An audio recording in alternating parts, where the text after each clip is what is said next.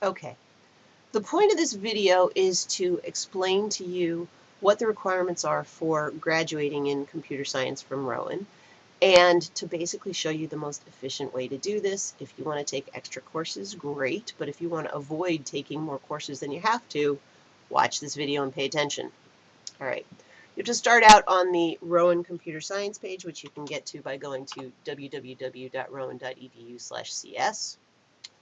And you want to go to current students and advising materials. And in here you can find lots of great stuff.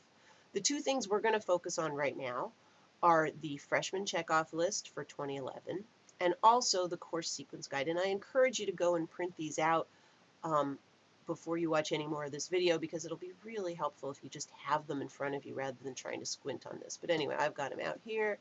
There's the course sequence guide, and here's the checkoff list. The course sequence guide is our way of showing you, if you are coming in without really any AP credits, how to graduate in 4 years. Here's the courses you need to take each semester. And there's some wishy-washiness about this, because we say things like CS restricted elective or lab science choice or general education course, and I'll explain those in a minute. But this is a nice outline of how to graduate in 4 years.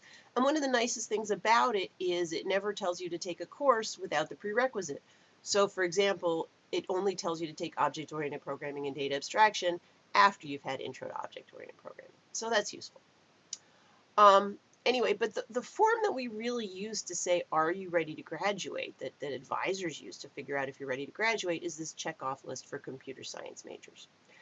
And the checkoff list is really divided into two sides that correspond, the 2 pages really correspond to 2 different ideas. This first page here is how to be a well-rounded person. So every single major, whether it's computer science or English or history or math, everybody has a general education and a Rowan experience section. And then on the next page is the requirements for your major, how to be a well-rounded computer scientist. On this how to be a well-rounded computer scientist page, you've basically got to check off every single thing in the first 2 sections and then pick 4 courses from the restricted elective sections. So you're going to have everything up here filled in and 4 of these filled in. On this other page, you have to fill in pretty much every line, but some lines can be filled in with the same thing that you've had somewhere else. So that's the cool thing, is that you're allowed to double count a lot of things, because, for example, as a computer scientist, you take a lot of math and science. So even though everyone at the university has to take at least 7 semester hours of math and science, you already fulfill a lot of these requirements. Okay, so let's take a look at this checkoff list in more detail. We're going to start with the front page, because that's a little bit harder in many ways, and then we'll go to the back page. All right. Under communications, College Comp 1 and College Comp 2, you got to take them. Done. You just got to take those 2 courses. Math Science. Again, as I said, you don't have to worry about this. We filled in Calc 1 and Calc 2 here, but you don't need to worry about this. Social and behavioral sciences. You need to take 2 social behavioral sciences. There's one social behavioral science course that we require, which is Computers and Society. So we've filled that in here for you. But you need to take one other social behavioral sciences choice. So how do you figure out what's a social behavioral science? What's going to be legitimate for that? Well, the answer is you go to the registrar's page. So let's go to www.rowan.edu/registrar. And from the registrar's homepage, it says click here to view the current course registration information. And from there, go to the section tally. That's really the easiest way to do this. Okay. And all you need to do is say, okay, I want to look for something in spring 2013 and select the term. And then under attributes, you can say, well, I'm looking for a social behavioral science. So, social behavioral science, search. And this will give you a list of every single course at Rowan in the spring of 2013 that counts towards your social behavioral science. So you could fill any of these courses in here and you'd be good. Now, the other thing you can look at on the registrar's website is you can look at the General Education and Rowan Experience Guide. And when you look at that, that tells you what are, let's see, let's find it, general education. So here we go. We're going to skip the sciences. Here we go, history, humanities, and language. And this tells you what all the different courses that are ever offered. So not necessarily just spring of 2013, but whenever. So maybe elementary Arabic 1 is not offered in spring 2013, but now that you see it on this list, you decide you're going to wait and take that. That's fine. Though I recommend talk to the Foreign Languages and Literature Department and find out when is that going to be offered next. Anyway, okay, so let's go back to this checkoff list. You also need to find 2 history, humanities, and language courses. Again, this is over your entire career at Rowan. And again, you can look on the registrar's site to figure out what goes in there. You also need 2 non-program electives. Those are general education courses that are either social behavioral sciences, history, humanities, and language, or artistic and creative experience, which is another bank, that are available at Rowan. Now, here's one trick. We've filled in here ACE choice, artistic and creative experience. You're going to have to, when we get down to this Rowan experience part, take an art course. So why not double count it? We're going to put it in here as one of your non-program electives, and that's totally legit. And then you have another choice here. And then we've got a bunch of free electives. Most students need to take 16 credits worth of free electives in order to get their degree total up to 120. You have to have 120 credits to graduate. Okay. In addition, there's some other things you need. This says you have to have an artistic and creative experience course. Well, great. Hopefully you've already filled that in on here. You've picked one and you've put it up here. Okay. Public speaking, you just got to take it. It's a requirement. Computers and Society, you just got to take it. It's a requirement. Now, we offer 2 flavors of Computers and Society. One of them is listed in the textbook, in the course book as writing intensive, and we'll get to that later. They're the same course. One of them involves a lot more writing than the other. Calc 1, just got to take it. Lab Science, you need to pick 3 sciences at Rowan. And you can't pick anything, but you can pick any 3 from this list. So you could take 3 chemistries, you could take 1 of each, you could do whatever you want. Finally, at the end of this first page, we have the Rowan experience requirements. Artistic and creative experience, well, we should be able to check this off by now because you've put an ACE choice in here. It's the same course that goes in here. Yeah, you get to check it off again. Literature. One of the courses that you pick has to count as a literature course. Again, how do you know if it's a literature course? Well, you can go to the section tally and you can pick the semester, and you can search for all the literature courses. Though also, if you look at this Gen Ed, if you look at history, humanities, and language courses, let's zoom in on this a little bit.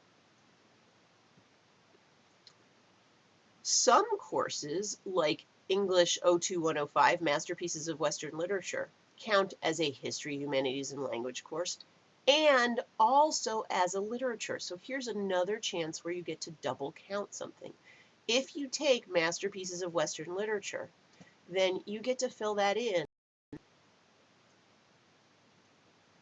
up as a history, humanities, and language course. And you also get to check off literature without having to take an extra course. So that's really important. Same kind of thing with Multicultural Global. If you look at this list, a bunch of the courses are listed as MG. That's Multicultural Global. So Readings in Asian Literature, super bang for your buck. It gets you your Lit and your MG. But there's a bunch of courses, and they're not just social and behavioral. They're all over. There's history, humanities, language, and social behavioral courses that count as Multicultural Global. And you just got to kind of look through and figure out what's Multicultural Global. Very interesting. Here's Computers and Society. Notice there's Computers and Society and Computers and Society WI for writing intensive. Again, you're going to have to take a writing intensive course. If you take Computers and Society, the WI version, then that gets it out of the way.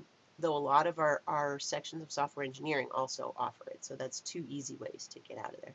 So let's take a look again at this checkoff sheet and see what we've got in the Rowan experience at the bottom. Artistic and creative experience we talked about, literature we talked about, multicultural global.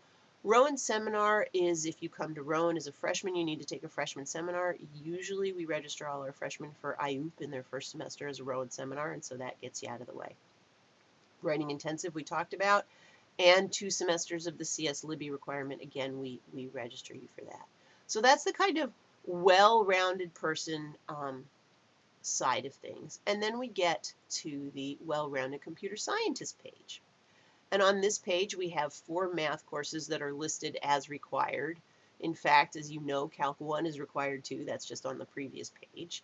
And if you haven't had pre-calc, you got to take that too. Oh my gosh, so you're taking pre-calc. Is that an extra course? Well, yes and no. You're going to have to, remember, take enough courses to get your total credits up to 120.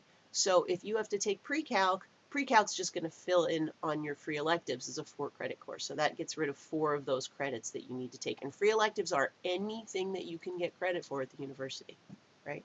We strongly recommend Software Engineering Lab, that's a 1-credit course, and Computer Lab Techniques, that's a 3-credit course, because we think those 2 courses really benefit you. But do you have to take them? No. 16 credits, whatever you want at the university. Okay, that's the math. In terms of computer science requirements, we've got this list of courses, all the courses you need to take as a CS major that are required. And finally, we have restricted electives down here, which are those courses that are the advanced electives that you might be interested in. So for example, if you're particularly interested in AI, you can take that, you can take graphics, you can take robotics, you take all sorts of interesting courses, okay? And what you need to do to graduate is you basically need to get everything filled in on this first page and everything filled in on the top half of the second page plus 4 restricted electives. And then at the bottom of the page, there's some fine print. It says, you need to have a C- or better in this big pile of courses. That's just a rule. You've finished everything, you've checked everything off, but you don't have a C- or better. Sorry, you can't graduate till you retake that course. The math department also requires a C- or better in a bunch of courses.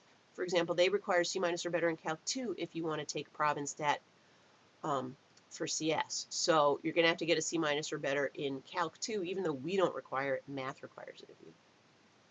There's also a requirement that you have a 2.5 GPA in the required and restricted electives together with College Comp 1. So that is these courses, the required and restricted electives, plus your grade in Comp 1 because we want you to be able to write. And your GPA in those courses, not your GPA overall, but your GPA in the major has to be at least 2.5 if you want to graduate. If your GPA, when you calculate it in the major, is not 2.5, sorry, you got to retake some courses so that you get that up there. There's also some stuff about graduate courses and independent study here. All right, so make sure you read the fine print. Okay, one last thing to show you off of the CS page, and then we'll call this video done, is 2 last things to show you. One is this graphical guide to computer science major courses. This is not perfect, but it's not bad. And this gives you kind of an overview of what you need to take before you take something else. So, for example, when you want to take design and analysis of algorithms, which is right here, that has as a prerequisite foundations of computer science and also data structures of algorithms. So you can't even think about signing up for this course until you've signed up for these 2. All right? So that's one important page. And the other thing that I wanted to show you is the long-term schedule, so the BS long-term schedule. So suppose you decide that you want to take robotics when you as a student at Rowan. And you look at this long-term schedule and you see robotics is only offered in the fall of even years. So right now it's spring 2013, that's odd. So the next time robotics is going to be up is fall of 2014. And if you don't think you're going to be here in fall of 2016, you're going to have to take it in fall of 2014 or you're going to miss out on it. So you may need to think about, boy, I want to take robotics. It's offered in the fall of my junior year, so I better check out what are the prerequisites for robotics so I can get those done so that I could take the courses that I want, so I can get robotics. Okay, I lied. One more sheet that I want to show you is the sheet that describes our specializations. You do not have to do a specialization. But if you want to, you can get your degree to be not only in computer science, but computer science with a software engineering specialization, for example, or a networking and operating system specialization. And these specializations are just something that can go on your transcript and tell your employer that, look, I am particularly interested in software engineering. I specialize in software engineering. I'm particularly interested in networking and operating systems. I specialize in that. And there's a whole bunch of these, and you should take a look at them. And basically, if you're interested in one of these specializations, what you need to do is look at what these extra courses are and figure out how to plan your long-term schedule so you can do that. All right. So, shrink, shrink, shrink. That's not doing so well. So there you have it. Checkoff list, very important. Course sequence guide, very important. Hope this helps.